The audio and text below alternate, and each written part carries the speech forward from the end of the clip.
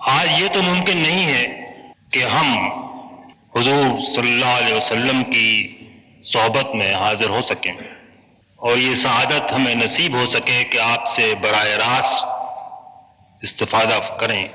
لیکن یہ ضرور ممکن ہے کہ ہم حضور کی باتیں سن سکیں، آپ کی باتوں کے فیض سے اپنی روحوں کو سیراب کر سکیں، آپ کے بخشے ہوئے انمول ہیروں اور موتیوں سے اپنی جھولی بھر سکیں، اپنی زندگیوں کو آپ کے نور سے روشن کر سکیں اور دنیا اور آخرت کی وہ کامرانیاں حاصل کر سکیں کہ جو آپ کی صحبت اور آپ کی ہدایت کے اندر موجود ہیں۔ یہ صحیح ہے کہ نبی کریم صلی اللہ علیہ وسلم کا سب سے بڑا معجزہ خود قرآن مجید ہے، لیکن میری نظر میں قرآن مجید کے بعد دوسرا بڑا معجزہ آپ کی وہ سیرت طیبہ ہے، جس کا حسن اور جس کا جمال اور جس کا کمال سارے انسانوں کے لیے اس کو اسوہ حسنہ بناتا ہے۔ آپ کا وہ کردار ہے کہ جو خلق عظیم بھی ہے اور چلتا پھرتا قرآن بھی، اور یہی وہ چیزیں ہیں کہ جن کو ہم احادیث نبوی کے ذخیرے کے آئینے میں دیکھ سکتے ہیں۔ پھر آپ کا تیسرا معجزہ انسانوں کی وہ جماعت ہے جس کو آپ نے بنایا اور سنوارا اور بلندیوں تک پہنچایا، جنہوں نے آپ کی بات سنی،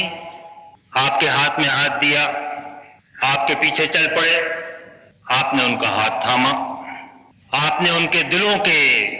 روگوں کا علاج کیا، آپ نے ان کے اخلاق کو پاکیزہ بنایا، اور بالآخر ایک طرف تو خدا کے ایسے بندے بن گئے کہ ان کے دل ایمان سے بھرے ہوئے تھے اور ان کا عمل خدا کی مرضی کے مطابق تھا، اور اقبال کے الفاظ میں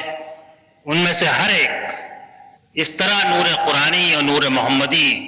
میں سے اس نے حصہ پایا کہ در ہر سینہ قاش از دل اوست، کہ ہر سینے میں حضور صلی اللہ علیہ وسلم کے دل کا ایک ٹکڑا پیدا ہو گیا۔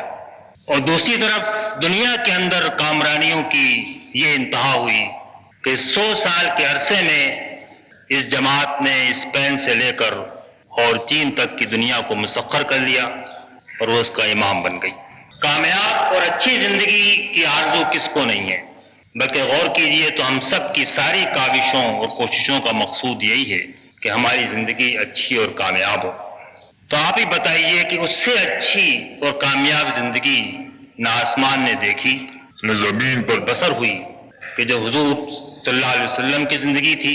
اور جو آپ کے صحابہ کرام کی زندگی تھی، اور یہ وہ زندگی ہے کہ جس کی تصویر ہم کو احادیث کے آئینے میں نظر آتی ہے۔ اگر ہم اس آئینے کو دیکھیں گے اور اس کی روشنی سے روشنی حاصل کریں گے تو آج بھی ہمارے لیے وہ راہ کھل جائے گی جس راہ پر چل کر ان لوگوں نے کہ جنہوں نے سب سے پہلے آپ کا ساتھ دیا تھا دنیا اور آخرت کی ساری کامرانیاں اور سربلندیاں حاصل کی۔ اس لیے تذکیر حدیث نبوی صلی اللہ علیہ وسلم کی یہ مجلس ہماری زندگی کے لیے بڑی اہم اور مبارک مجلس بن سکتی ہے۔